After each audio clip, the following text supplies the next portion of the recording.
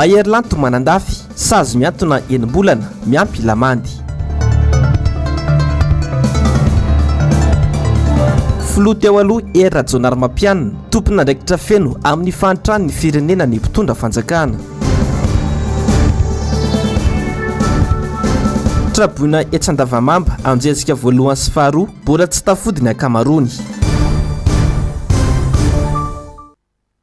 Alatsinainy raika amby telopolo Janoary taona 2024 manolotra ny araba tompoko lahy sy tompoko vavy ho antsika rehetra izay manaraka indray ny fetalavitra ny MBS amin'ity ariva ity tonga sondrainao atao anatin'ny fampalalam-bavao ka manasanao ampanajana sy ampitiavana ny tenako anaraka ny vaovao hatramin'ny farany nomena hatramin'ny alarobia ho avy izao hipetrahana eny amin'ny ivitoerana fandraisana an-tanàna manokana ireo traboina ireo fianakaviana mitoby eny amin'ny EPP Andavamamba Anjezika saika tsy mbola tafaverina ny akamaroan'izy ireo noho ny mbola fisian'ny ranobe eny amin'ny faritra misy azy ireo Ando Miaratiana Mateo Prince raha efa manomboka miverina tsikelikely eny amin'ny toeram-ponena ny ireo traboina amin'ny faritra maro eto andrenivohitra amin'izao fotoana izao tsy mba toy izay niany ireto fianakaviana ity Andavamamba Anjezika voaloha sy faharoa ireto tsy mbola afaka mody ny ankamaroan'izy ireo noho ny antony samihafa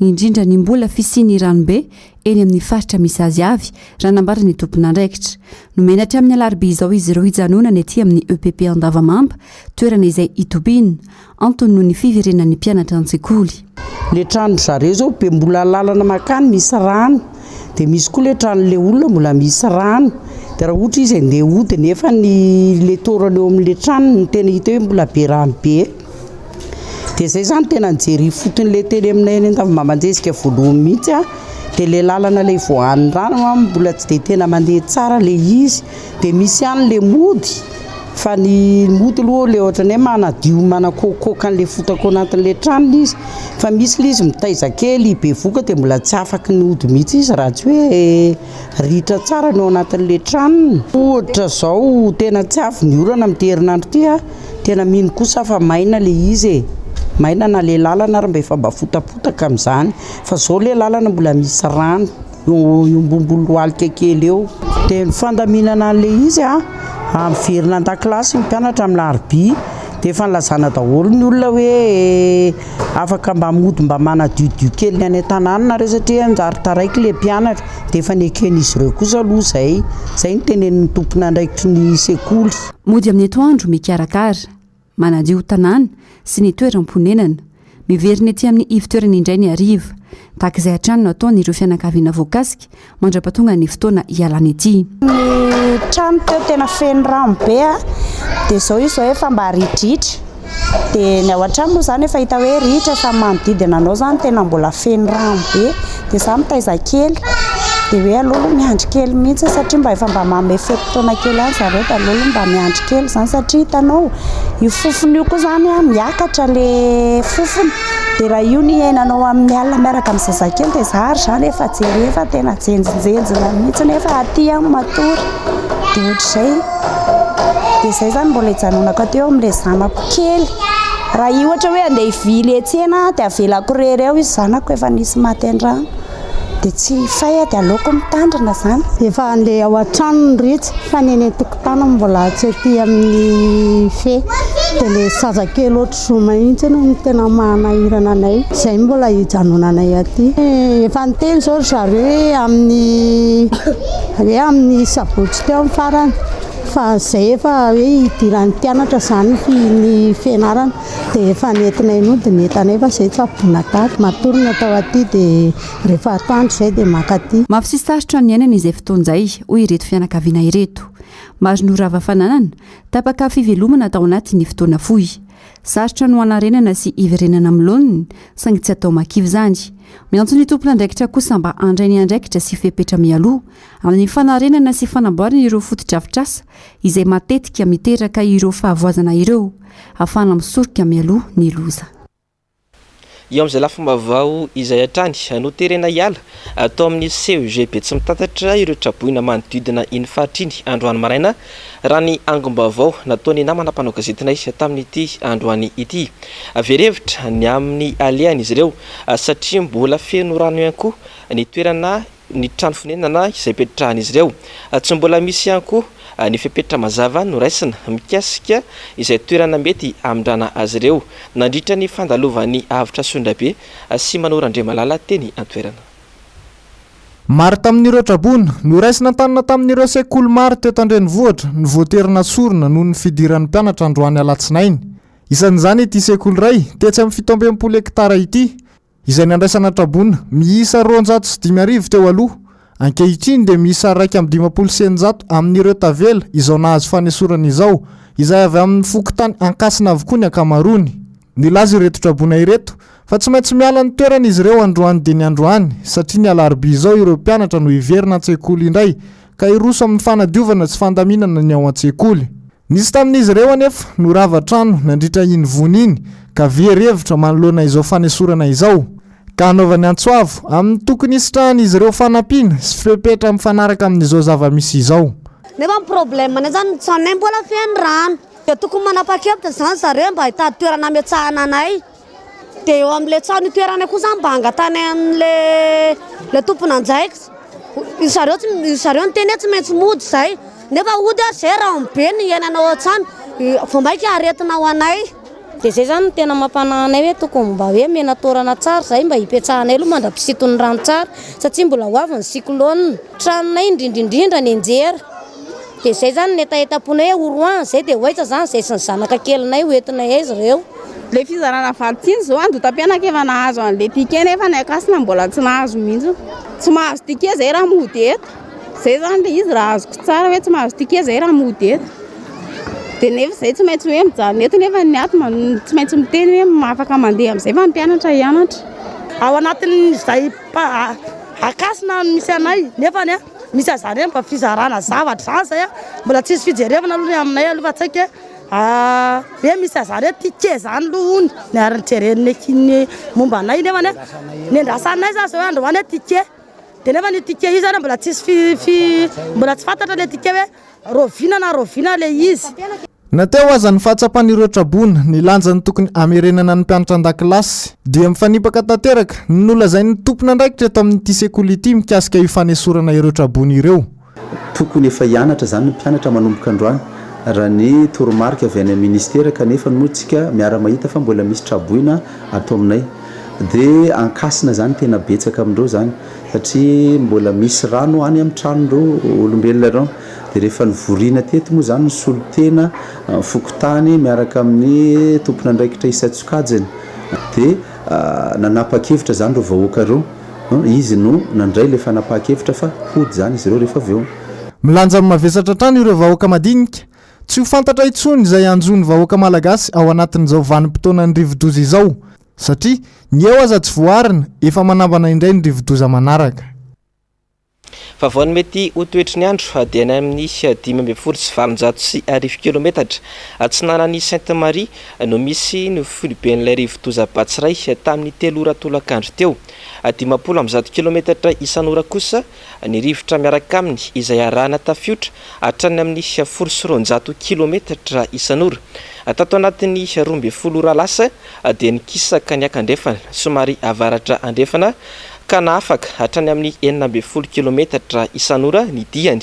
Ato anatin'ity andro maromaro avy kosa dia kisaka miakandrefana izy amin'ny akapobeny amin'ny afagnanam-pandehany manodidina ny 17 kilometatra isan'ora.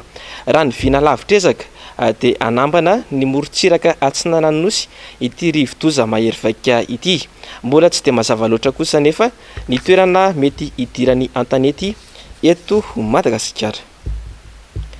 Famtarana kosa ireo mponina tetsy amin'ny fokotany akadam-bahoaka andrefana secteur 1 Ankanimary mikasika ny fiakaran'ny rano izay mbola tsy miletsy hatramin'ny androany. Voatery miaina izany ireo mponina noho ny fanesorana azy ireo teny amin'ny toerana nandraisana antanana azy ireo. Manao antsoava araka izany ireto mponina mba handrosoana vahaolana farak'izay angana. Avitra Sondrabe sy Manoran-Andriamalala hatrany. Mbola miaina anaty rano tanteraka ireo mponina eny amin'ity fokotany ity taorian'ny fandalovan'ilay orany kija lasa teo iny. Hatreny andohalika ny rano ny isan'ny tokantrano mandry tsy lavoloha noho ny rano izay tsy ahitapidinana hatramin'izao. Ny fofona sy ny loto ateraka izany manginy fotsiny toy ity toerana fakan-drano ity izao difotra tanteraka anaty rano ka ina ny aretina ho azo vokatra izany. Izy ireo izay niraisina tanana tamin'ny toerana fandraisana trabona no esorina tamin'izany ny sabotsy lasa teo noho ny antony fidiran'ny mpianatra kanefa tsy misy ny fepetra manokana noraisina ka voatery mamonjy miverina ny trano fonenany amin'izao. Anisan'le tany any trabona izahay nakarina izay ny alahady tsy nihinan-kanina izay ny alahady iny, latsinainy atoandro tsy nihinan-kanina izahay, latsinainy hariva izay efa nahita vary amin'ny nanana, dia latsinainy talata atoandro vao nanomboka hoe nihinam-bary izahay tany. Raha pitra sabotsy nareo tsy maintsy mody, izay ny temy midina avy any ambony fa hianatra amin'ny mpianatra. Trano nisy rano ihany vatanina taty amin'ny toerana nisy anay. Zavatra nampalahelo anay dia izao trabona rehetrarehetra eraka Antananarivo samy nitondra nody daholo raha nisy fidinana atao hoe maina ny tranony sasany fa ny anay tety mbola dibo rano vary enina kapoaka isa-tokantrano nentinay nody sy ambony vary ambon'le vary nandrahoana ho aninay tao. Izay ny zavatra tena mampalahelo anay. Tena tsisy fidiram-bola fa ny fidiram-bola anay ety zany dia mifoha amin'ny roa maraina zay tena tsy afenina fa misakafozaorana zany no ataonay ety. Raha ny fanadihadiana natao hatrany efa ataonany maro ny tsy nahitana fiandronany toy izao ny rano teny an-toerana. Antony mahatonga izao ny fisian'ny orinasa lehibe izay manary rano amin'ny olemakoa kanefa tsy misy afa-tsy iray ny lakan-drano ahafahan'ny rano mivarina ao amin'ny lakan-drano andrian-tany. Io lakan-drano io izay mbola misy olona ihany koa ankehitriny ary tsy mbola nisy ny vahaolona noraisin'ny tompona andraikitra na teo aza ny fitarainana natao fa ireo mponina ihany no miezaka amin'ny fanometanana amin'ny famohanan'ny rano hatramin'izao ka anaovan'izy ireo antsoavo amin'ny tompona andraikitra isan-tsokajiny. Le zavatra amin'ny tranga eto zany dia le fatsatsenan'ity lakan-drano ity hatramin'izay teto tsy nisy ohatran'izao. Za zao enina dimapolo taona nipetrahako teto tsy nisy ohatran'izao fa trano misy indray fotodrafitra asa ry andry karana riria dia rano be mivery avany nefa ny famohan-drano tsy ampitsony ray kely etzay fotsiny mamoaka rano eo dia zay dia tsisy zavatra nataony fokon'olona zao afa-tsy namaky lalana taty zay. Io hitanareo io mbona rano mbola mandeha be andra afaka ijery any nareo tena mbola mandeha ny rano ny atao paopy tsy tonga mandrak'izao tsy azo tony le bizy tao fa zay mba tsetsiny misy inanao trano be koa reo akaiky reo hitanareo reo trano be mifefy be reo dia falasan-jareo tokana le toe dia tsy afaka mitrotsony zay. Anaovanay fitarainana zany ty dalina ty tsy ho totorana fianarina fako fa anaovanay fitarainana mba ho sokafina zany mihena le rano aty amin'ny atsimo dia mivoaka any amin'ny avaratra fa raha lasa nolotokana mako le tanàna dia lasa izahay mpiaramonina be dia be ty zany lasa tsetina tanatin'le rano fa mangataka zany mba tsy ho fefena zany ty mba tsy ho fefena zany ty na inona satria io zany no afaka manary rano rehefa mihoatra makany amin'ny avaratra. Dia ny zavatra ny fanampiana tena angatahanay nefa mba mangataka motopopy zay mba andritra le rano ety aminay ka lefa mba ritra zany le rano ety aminay dia mba afaka mba miasa izahay vahoaka ety. Mpanao karetsaka ety zao misy eo amin'ny 20 eo ino amelomany an'ny vady aman-janany. Ny mpanao angady eto aminay koa nefa misy olona 70. Ny ankamaroan'ireo mponina dia mivelona amin'ny asa tanana avokoa sahiran'izy ireo ankehitriny satria mijanona tanteraka ny fanaovana ny asa tsy misy intsony ny azy isarongotana fa efa tena latsaka anaty fahasahiranana lalina ny rehetra ka anaovana fanairana mpitondra fanjakana ombenombeny ny tokony hijerevana ny eny fotony sy tena marary ny vahoaka fa tsy mionona amin'ny kabary etsero fotsiny ihany. Vaovao ny trangam-piarahamonina avy any Tomasina tokantrano iray no nisy nanafika tao amin'ny cité Canada Tomasina ka namono ainy ny mpivady niara-ny fanafiana. Tsy mbola fantatra mazava ny andro ny sehony izany fanafiana izany fa fantatra kosa fa fahitalavitra sy fitaovana fampiasa ao an-tokantrano no nalainy ireo jiolahy MBS Tomasina. Ny trangana von'olona Matsiravina tao amin'ny cité Canada Tomasina mbola tsy fantatra mazava loatra eto ny andro namonoana azy mivady ireto fa samy manana ny ambarany avokoa na ny BMH na ny mpiaramonina amin'ireto ny arambona ireto. Ny BMH nilaza fa tamin'ny alatsinainy tany no mety ny trangan'ny famonoana. Ny fokon'olona kosa etsy ankilany manambara fa nizy mahanina satria mbola ny fampiarahaba tamin'izy ireo ilay rangamaty ny alakamisy atoandro.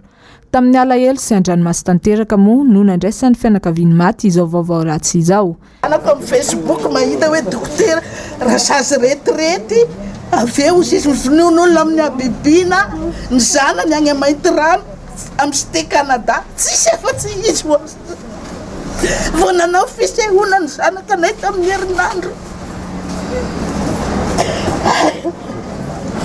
Raha misaika fa miahiahy fogna izy mivady eto izy mivady eto. Ny zanany any mainty rano dia efa nikarakarana hoe ny agny ministera mba miangavy re averenao ty Tamatavy le zanaka fa latokana izy.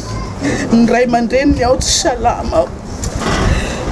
Tsy salama misy zareo mivady teo dia teo fomba natanjatanjaka dia io. Efa nisy olona tratra voaroiroy amin'izao famonoana olona izao. Ity lehilahy ity izay saro ny fokon'olona nitondra fahitalavitra sy fitaovana hafa nivoaka tao amin'ilay trano nitrangana von'olona sy ny fandropana.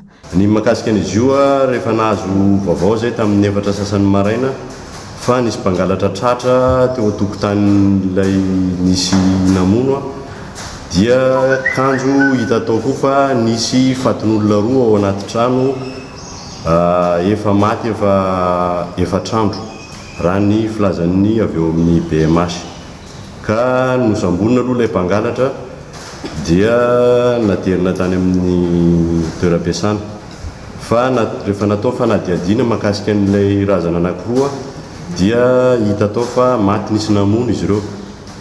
Izany hoe nisy olon-dratsy efa niditra tao mialoha namono azy ireo. Ka rehefa natao koa fanadiadiana mahakasika an'ilay mpangalatra tratra teo iny dia efa miteny izy sy nanambara namonony an'ireo olona roa ireo. Izany hoe raha ny vinavinan'ny BMH efa trandro na 5 andro le razana no efa maty raha ny fanambaran'ilay mpangalatra kosa dia tamin'ny Alatsinainy teo izy niditra tao voalohany izay efa namonony an'ireo olona ireo. Raha ny loharano-baovao avy any an-toerana dia mipetra-drery ireto mpivady namony any ireto. Efa mandeha mifamitorana ilay olona tratra amin'izao fotoan'izao ka endrasana ny toy ny raharaha. Ny vava-maresaka iraisam-pirenena manambana ny any-mesazy any Russie ny avy eo anivon'ny firenena mikambana manoloana ny fijerizerin'ity mpitondra firenena ity anao hetsika anakorontanana any Ukraine. Ankoatry ny ao anivon'ny firenena mikambana dia efa milaza ny any-mesazy any Russie ihany koa i États-Unis sy Angleterre. Onjalalaina raha navy manana sy Andry Rakoto Malala. Ny vorona andinika ny makasika ny krizy ao Ukraine, ny filakevitry ny fiarovana eo anivon'ny firenena mikambana na ny ONU androany. I États-Unis sy ireo mpiaradia aminy ao amin'ny OTAN no nangataka ny anaovana izao fivoriana izao. I États-Unis izay nanamafy ny ezaka ataony amin'ny anakanana any Rosia tsy hanafika ny Ukraine ary efa nanomana sazy vaovao any Rosia ihany koa izy ireo. Fa ankoatra ny États-Unis dia nilaza ny mesazy any Rosia ihany koa i Angleterre raha mbola miziriziro tsy ampitsahatra ny fifampiantsiana amin'ny Ukraine i Rosia. Ny avy eo anivon'ny firenena mikambana ihany koa dia miantso any Rosia hanala ny miaramila ny ao amin'ny sisintany manasaraka ny firenena rotonta ary hanohy ny fampiresahana amin'ny tandrefana ahafahana mampitsahatra ny fanoloana eo aminy sy Ukraine. Na dia eo aza nefa ireo sazy maro manambana ny Rosia ireo dia tsy mampiempotra ity firenena ity izany. Miaramila Rosiana mahery indray hetsy no napetraka ao amin'ny sisintany manasaraka ny Rosia sy Ukraine.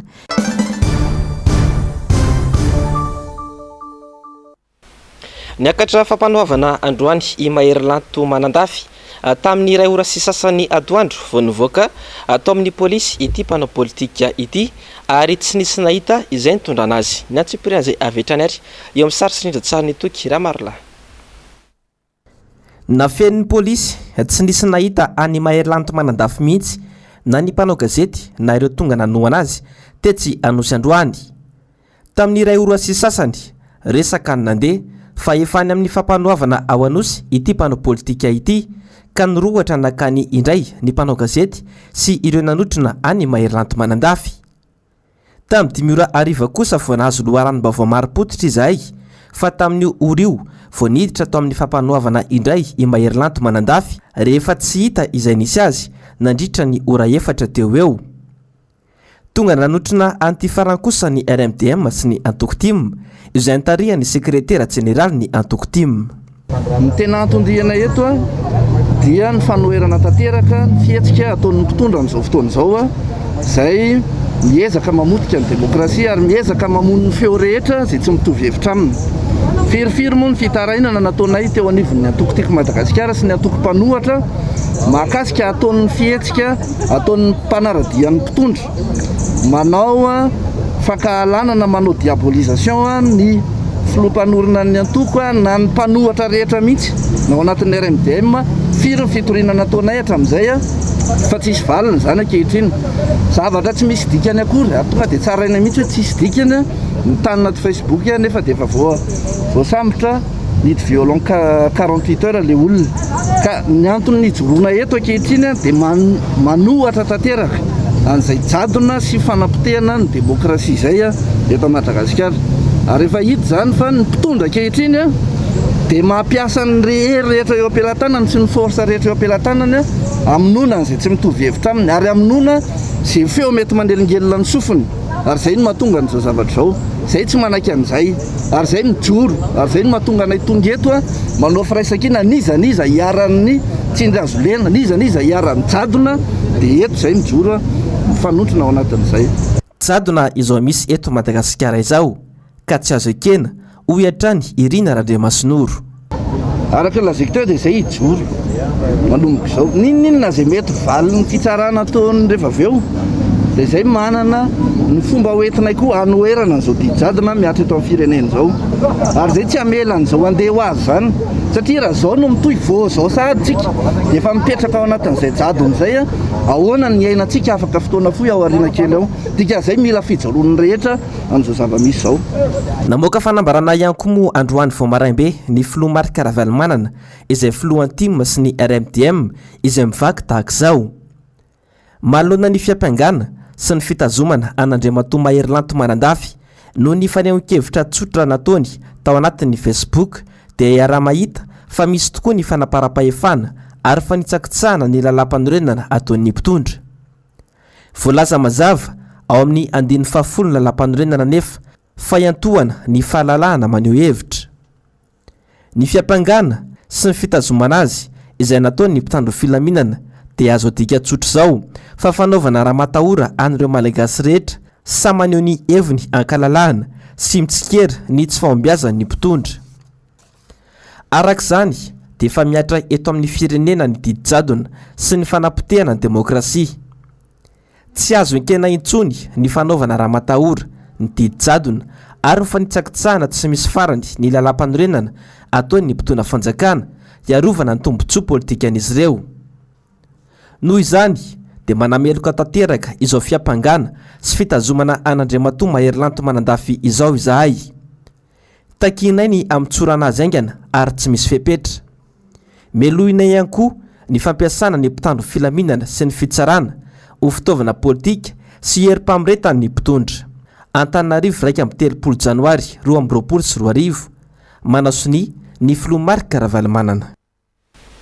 Faraky ny vaovao farany eto ampelantanana ny riva teo zany dia sazy miantona enimbolana miaraka amin'ny lamandy no sazy azony Mahery Manandafy. Rehefa nivoaka ny fitsarana nefa ny tenany dia nokasainy zandary nosamborina indray raha ny fanazavany tamin'ny alalan'ny resadresaka tamin'ny mpanao gazety. Arak'izany dia voantso eny fiadanana indray rampitso amin'ny roa ratolakandro i Mahery Manandafy araka ny fanambarana trany sy ny fampitambavao nataony tao anatin'ny tambajotra tserasera Facebook minitra vitsy lasa izay andrasantsika ndraiky zany ny toy n'ity raha ity ho amin'ny rampitso. Iverina ny atao masina isika atao anatin'ity vaovao manaraka ity satria dia nanokana andro ny fanakalozan-kevitra na rana ady hevitra tamin'ny farany herinandro lasa teo ny foibe toerany tao anatin'ny foibe toerany tao Amboditsinambo ny vondrony Rodiben'ny Mpanohitra ho an'ny demokrasia eto Madagasikara na ny RMDM faritany Tomasina. Ny fanindran-dalana tamin'izany ny fanaovana jery todika ireo lalana nodiaviny nandritra izay roa taona mahery kely izay MPS Tomasina. Matsapa ireo RMDM ao amin'ny faritany Tomasina fa mbola maro ireo lesoka mila intsy eto amin'ny firenena ankehitriny. Manamafy ny ahafahany banjina no avy nyity vondrona mpanohitra ity ihany koa izy ireo. Mitaona ny malagasy tsy vaky volo izay mahatsapa-tena fa latsaka katerena araka izany. Ireo mpikambana amin'ny RMDM faritra Tomasina mba tena ifo amin'ny torimasiny amin'izao fotoan'izao. Tokony hijoro amin'izay tsika vahoaka malagasy rehetrarehetra satria zay mahatsapa-tena fa tena latsaka katerena ny fiainany. Zay mahatsapa-tena fa fady ranovana ny ankohonany. Zay mahatsapa-tena fa efa navary kapoaka raiky ary zara hoanina anatin'ny andro raiky. Zay mahatsapa-tena fa sahirana eo amin'ny fitsabonany zanany, eo amin'ny fampianarana ny zanany, tsy tanisa zavatra maro ankoatran'izay, mba tsy lazana ihany koa zay mahatsapa-tena fa miaina ao anatin'ny fahatapanjiro isan'andro vaky atsika ny délestage. Zay mahatsapa-tena fa efa tsy misotro rano tsony ny vahoaka malagasy any anatin'ny tokantrano misy anazy agny, mijoroa tompoko vavy tompoko lahy, tonga ny fotoana ijoroantsika. Isan'ny Andriamatobe François, filohan'ny RMDM faritany Tomasina, ny fandraisan'izy ireo anjara mavitrika nandritra ny fikambanam-pirenena nasionaly ny 13 sy 14 Jolay taona 2024 lasa teo, izay namoahana feikevitra mafonja miisa 40 momba ny fahitan'izy ireo ny fitantanana misy eto amin'ny firenena. Efa nitety ireo faritra 3 ao anatin'ny faritany Tomasina sy ireo distrika maro ary komina ihany koa izy ireo, nanamafy izany tatitra ny fikanando nasionaly izany. Raha fa natao zany le fanovizan'le asa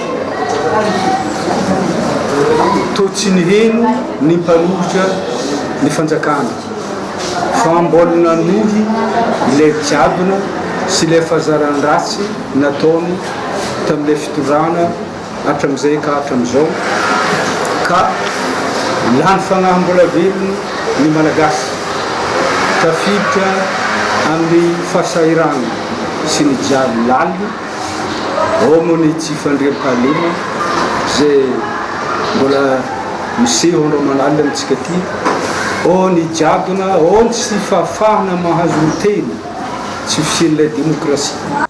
Naneho ny heviny sy ny ahiahiny ihany koa ny RMDM faritany Tomasina manoloana ny firafitry ny CENI sy ny ACC amin'izao fotoan'izao, ka nanamafy ny afatra nataon'ny filoha Marika Ravalomanana izay filoha nasionaly ny RMDM momba ny tokony sy nylay fakan-kevitra andraisan'ny hery-velona rehetra anjara, tanjona ny tsy isian'ny ady an-trano sy ny fametrahana fitoniana eto Madagasikara. Fa tompon'andraikitra voalohany ary tompon'andraikitra feno amin'ny fahavoazana mahazo ny malagasy tsy vaky volo sy ny firenena ny mpitondra hoy ny filohan'ny firenena teo aloha ery Janoary mampianina nandritra ny afatra manokana izay nataony tao anatin'ny tambazotra-tserasera Facebook.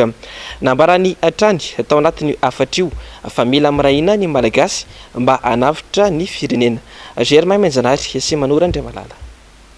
Fotoana tokony irosoana amin'ny fampihavana pirenena tena izy izao, fa tsy fotoana ny fanenjehana ireo izay heveriny, fa tsy mitovy hevitra amin'ny mpitondra intsongy. Io no isan'ny afatra napetraka ny filoham-pirenena teo aloha ery Janoary mampianina, manoloana ny zavamisy eto amin'ny firenena ankehitriny. Mialatsaka lalina anatin'ny fahantrana ny vahoaka malagasy, manjaka ny fahatapanjiro, sarotra ny fahazahoana raha ny fisotro madio, mitombo ny tsy anasa. Tsy faniriana andraikitra na fanenjehana ny hafa no vahaolana maharitra anyarenana ny firenena sy hitondra ny fampandrosoana ho an'ny firenena, fa ny fahaizana mametraka paikady izay somary mametra-panontaniana ihany amin'ny mpitondra ankehitriny ho hiatrany ny nambarany. Dia tiako ny milaza fa na tiana na tsy tiana dia mampametra-panontaniana lalina kosa ny amin'izay andraikitry ny mpitondra manoloana ny zava-misy rehetra ary ny vahoaka sy ny olom-pirenena mametraka zany fanontaniana zany. Tsy afaka ary tsy tokony manilika andraikitra na amin'iza na amin'iza na amin'inona na amin'inona ny mpitondra firenena. Anjarany ny mamaritra ny paikady eto manariny sy eto mampandroso ka mitady ny vahaolana maharitra sy ny fotodrafitrasa mifanaraka amin'izany. Nanao ahoana ohatra ny fametrahana mialoha ireo paikady entina miatrika ny loza ara-voajanahary zay efa fantatra fa mihamana ny taniny isan'andro noho ny fiovaovan'ny toetrandro. Io le antsoina hoe stratégie sy anticipation amin'ny teny frantsay. Maro no efa fantatra mantsy fa tsy maintsy iseho, tahaka ny Kere, ny Rivomahery, ny Haitany, Dortanety sy ny sisa sy ny sisa. manao ahoana ny faiza mametraka ny lahara-pahamehana samihafa. Mbola sarotra ary ahina iamafy ny ady atrehany vahoaka malagasy ho iatrany izy raha ny zava-misy sy ny paikady ny fitondrana ankehitriny io, indrindra fa taoriny ny fandalovany andro ratsy teto amin'ny firenentsika iny. Mananotanina ny fianaky ny valanaretina Covid-19 izay mbola mamely tokoa. Eo ihany koa ny tsy fahampitsakafo, ny olana eo amin'ny jiro sy ny rano fisotro madio. Eo ihany koa ny olana amin'ny famatsiana, indrindra ny ara-tsakafo sy ny solika noho ny faharatsian'ny lalana sy ny fahatapahany mihitsy aza. Iampindray ny fiakaran'ny vidim-piainana, eo raha teo koa ny fararaotana izay ataon'ireo tsy mataotody ka milofo amin'ny alatra sy ny fararaotana samihafa. Isy ny fiatraikany eo amin'ny fampianarana, indrindra ireo any amin'ny ambaratonga fanabeazana fototra. Tsy ho lazaina intsony ny firongatry ny erisetra sy ny alatra ary ny alabotra samihafa ary izay tsy fandripahalemana ho ateraka izany rehetra izany. Raha tsorona dia ampitombo be kokoa ny tany fahantrana efa misy eto amin'ny firenena izao zavatra misy izao. Nanamafy moa ny tenany fa raha tiana ny anarana aingana ny firenena dia mila milefitra amin'ny ambopody istoerana aloha ny mpitondra amin'izao fotoana, ka mila mandevina impolo mandivitr'olona ny fankahala ka mba ronan-kery ny samy mpanao politika sy ny mpandraharaha mba anavotana ny vahoaka malagasy sy ny firenena izay latsaka ankaterena. Etsy andaniny dia miombon-kevitra tanteraka amin'ny filomarin-karavalmanana ny tenany mba iroson'ny malagasy hatrany amin'ny fanaovam-bakisiny miady amin'ny Covid-19. Fa efa ela ny tarainana sy nanaovana antsoavo malona ny faratsin-dalana sy ny loza ateraky ny fahateren'ny lakan-drano eny an-toerana ireo mponina eny Ambatoroka. Tsy niandry nizaniza na niandry fotoana ela ny solomba-vamoaka rastany lany tamin'ny anarany antoko-timo teny an-toerana fanandray an-tanana ny famitana izany noho izy tena lahara-pameana ho an'ny vahoaka tena an-toerana. Nanao ny fanadidina sy ny angam-baovao mikasika izay indrindra i Ando Miaratiana sy Mateo Prince. Mpanao lalàna no anjara asa ny solombavam-bahoaka fa tsy mpanao lalana na mpanamboatra lakan-drano. Tsy maintsy tanterana nefa izany no izy maharary ny vahoaka hoy ny solombavam-bahoaka rastany voafy teny amin'ny boriboritany faharoa. Saika miteraka fahavoazana ho an'ny mponina ety Ambatoroka ny fahateren'ny lakan-drano izay tsy maharaka ny fikoriana ny rano isan-taona. Dibidrano ny tanàna, potika ny lalana rehefa avy ny orana. Tsy maintsy alaliana sy alehibiazina araka izany ny lakan-drano ahafahan'ny rano mikoriana araka ny tokony ho izy. Tsy andrasana elana olona ny fanatanterahana ny asa fa efa natomboka ary tsy maintsy fitaina anaty fotoana fohy izany. Ireo tompona andraikitra voalohany tokony hanao ny asa tsy hita izay fandraisana andraikiny. Maintsy mandray andraikitra ny tena satria maty mpiray monina ny tena ranareo mahita amin'ny rano tena amin'ny andro alina izy mianakaviny na mifandrina ara-difotra ny rano dia ahoana mbo mahatranquille ny ternetra anao matorobery amin'ny tranonao vokobe nefa ny olona manodidina tena tsy olona ray fa olona amina 50 amina njato ny tratra ohatry zao aby eo ambony io voakire fotsiny ara solo izy dia mikorina be io le rano indrindra fa latsaka ray metatra io alatsaka ray metatra tonga ry ambony ary ataoko fa mahary an-drano afaka le tsetsina tratsy depo le fanatany atsy milalambe atsy afaka mandefona ny tobile ny olona koa afaka satria io ambany le lazako nanao nge nisy efatra maty telo matsy adiso telo ny olona fa maty tao dia ambary mety tetezaka azy ny ambony tetezana mafy be eo amin'ny 30 metre eo dia mira de setemanga izana amboarina tsara ny lalan'olona mbo miaina mbo tranquille mbo nahavitadidy amin'ny firenena. Velotaraina ireo mponina ety an-toerana satria angalana vola isam-bolana anaovana asa ety amin'ny nivon'ny fokotany. Ny vola lasa ny asa tsy misy tanteraka. Ny solombavam-bahoaka indray no miala vola am-paosina tsy tokony ho asany ary izany hoy izy ireo. Velom-bola tanteraka araka izany ireo mponina manoloana izao asa izao.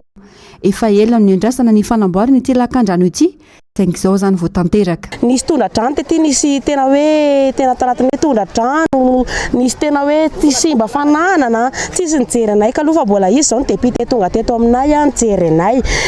Forana zany izahay tsy maintsy andoha RF2. Le RF2 nefa lazaina fa hoe fanadiovana lala kely sy fandrofana fako. Amin'izao fotoana nefa ny mbola tsy misy akory na mandroaka fako indray mandeha na mamafa lalana ary. Anontaniany zareo hoe maninona neny aminay tsy diovana. Mbola tsy tonga hono tompoko ny fitaovana fa tsy maintsy raisina ny vola. Ahoana moa ny apety an'izany zavatra izany? Izay no antony mahatonga an'ireto satria na le manao vola ne vola amina maromaro ne raisiny zareo nefa jereo fako rehetrarehetra soa ihany fa nisy an'ny député aloha malala tanana izy mahafantatra ny olana ety an-tanàna ety tonga dia manatanteraka azy izy fa tsy kabary ohatran'ny ny sasany ava baoritra fotsiny aseho andrialava tsy mbo aparitana ety amin'ny vahoaka aty amin'ny foto-drafitr'aza ny vola.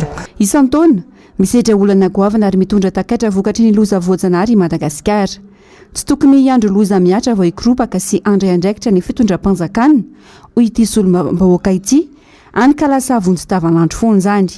Mila paikady matotra sy maritra ny fitantanana ny firenena fa tsy ataoko taitaitra fotsiny ka ny vahoaka tsy mandady arona trandry no mizaka ny tserany ainy. Fatraboana manodidina ny 700 isa no nahazo fanampiana avy tamin'ny solombavambahoaka Todsoa Andriamampandry ny farany herinandro lasa teo. Atao amin'ny fiangonana FGKM Ambodimita no nanatanterahana izany. Nisy indrindra ihany koa moa ny afatra manokana izay nomeny ho an'ny mpitondra fanjakana nandritra izany. Janoary Janoary Manora Andriamalala. Tsy misy manana ny ampy fa sambatra izay mifanampy. Io no teny nambarany solombavambahoaka Todsoa Andriamampandry raha nanolotra fanampiana ho an'ireo traboina 700 mahery atetsy amin'ny FGKM Ambodimita ny farany herinandro teo. Fotoam-pivavahana no nisantarana ny fotoana ka nandritra ny fandraisam-pitenenany no nilazany fa tokony isy ny fanomezana trano vaovao ho an'ireo traboina avy amin'ny fanjakana sy ny fitsonjovana manokana azy ireo. Mba amin'ireo trano ireo traboina eto Ambohimanarina seraka Antananarivo satria mitsara ny bolina aty aminay famahonena ao anatin'izay. Izay angatahana amin'izany ny fampivona ny fanampiana sy ny trano ho anareo traboina dia mangata sy ny mangarahana ao anatin'izay zany mba mazava tsara ny fanomezana fa mpamatro vola rehetra zany tokony zavany vahoaka izy tokony izy ao anatin'izay. Tokony ahijery avy hatrany ho avin'ireo vahoaka madinika izay misedra olana amin'izao io ny fanjakana fa tsy hoe vita mitondra-drano na ny toetrandro ratsy dia vita ihany hijerena ny vahoaka ho hiatrany ny fanazavany. Mitaky andraikitra izany satria tsy vita n'indray andro ny fiainam-bahoaka. Misy fito amin'ny 700 sy 200 tokantrano tao anatin'izay dia nitondra zany ny tikenanay fanampiana ny fiarametana ho an'ireo traboina rehetra ireo zany dia nanome sakafo zany vary sy sakafo zany ho an'izy ireo ary ireo vary sy sakafo zany dia ho an'ny olona 700 isa zay traboina ary ireo traboina ireo dia tsy mipetraka amina site anankiray fa saika site rehetra zany dia voasolo tena daholo ny site rehetra izay misy Ambohimanarina zany dia ao anatin'ireo 700 mahery ireo zany dia misy solotena daholo. Eto zany dia tiana ho amafisina ary tiana ho tenenina amin'ny vahoaka ray manontolo na izy na iza fa tsy misy manana ny ampy fa sambatra izay mifanampy ho an'ny mpanjakana. Ny fanampiana izay ataonareo amin'izao fotoana izao misy budget atokana ho an'izay ampitomboy izy ireo. Mahaiza resaka manana capacité de négociation amin'ny mpamatsy vola mba ahafahana manampy satria tena tsy ampy mihitsy ireo fanampiana omena ny olona ireo na ny kidoro io na ny fanampiana ara-tsakafo io na ny tente io be da be zany ny zavatra tsy ampy fa tsy vitany hoe vita le fanampiana androany dia ody ny olona amin'ny herinandro dia ahoana zany ny velomany sy ny fonenany ao anatin'ilay. Vary sy sakafo masaka no natolotra ireto traboina manodidina ny 770 sy 200 tokantrano ireto. Fanomezana ankitsipony natao satria izay raha teo no baiko avy amin'ny Filomary Karavalomanana izay filohan'ny aritra vahoaka malagasy izao. Karatrany no tandrarany tanansainy maro hatramin'ny faraherinandro teo ny mikasika ny fampiadisona sy ny fitazomana ny mahery manandafy no ny fanambarana izay nataony tao amin'ny compte Facebook-ny. Nanao tuvakana ny fanehoan-kevitra taorin'izay. Isan'izany ny RMDM izay manameloka ity trangy ity izay milaza fa fanitsakitsahana lampandrenana ny ataony mpitondra. Miroso amin'ny endrika fanampianam-bava ny toy izao ho kosa ny miara-manonja.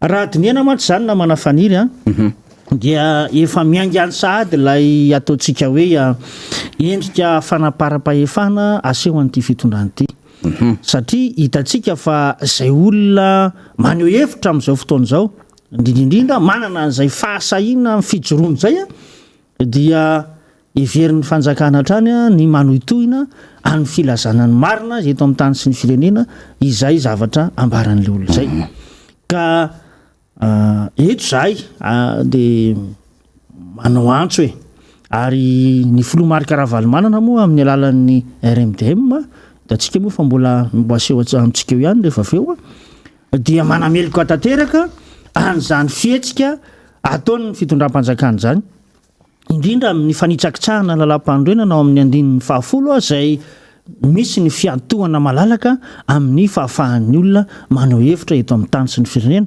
kanefa dia hita sy tsapy zany amin'izao fotoana izao fa tady roso any amin'ny endrika fanampenam-bavitsika na fidirana any amin'ny resaka jadonytsika irendrehetra reny zany dia tonga hatrany amin'ny hoe fanapotehana ilay endriky ny demokrasia eto Madagasikara. Anisan'ny noresana tao anatin'ny miara-mamonjy ihany koa moa ny mikasika ny traboina ela fandraisana andraikitra ny fitondram-panjakana anyka maro ny fitarainana voaray. Ny tenako sy ny atokotiko Madagasikara dia nanao mihitsy alefantsika zay rehefa andao anampy ireo mpiarabelona sy ndraindraiketra satria endrasana an'le fanjakana roviana ve vao avy any ho faty ireo olona eo tsy nakany ireo olona eo ka ho anahy masolom-bavam-bahoaka anahy dia manao izay asa masolom-bavam-bahoaka zay ary miaraka amin'ny atao hoe foiben'ny atokotiko Madagasikara mandefa nitatitra ihany koa ankoatra nitatitra azy alefa any amin'ny fanjakana fa hoe misy mpiarabelona misy sahirana misy olona tokony hovonjena dia nandraindraikitra ny atokotiko Madagasikara nanoloana an'izay taridin'ny président Makaravalomanana hitany ndraindraiketra tena amin'ny anamanjery reto teto Antananarivo renivohitra arrondissement Nakenina Tananarivo tany amin'ny périphérie zany Ambohidratrimo Avaradrano Atsimondrano nanaovana an'izay fa nampina zay daholo